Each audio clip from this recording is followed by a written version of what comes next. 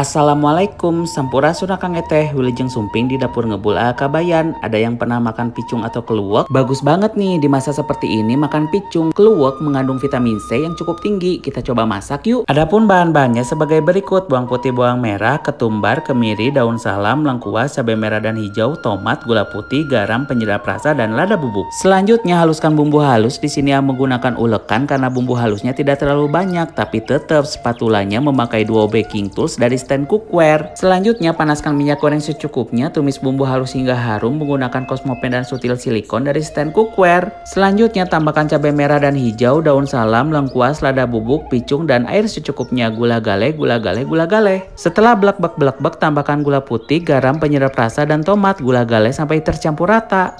Bukannya keluak itu warnanya hitam, ini isi dalamnya seperti ini. Di pasar banyak yang jual sudah direbus, tinggal kita bumbui. Bilang aja, "Ibu beli picung dong." Selamat mencoba.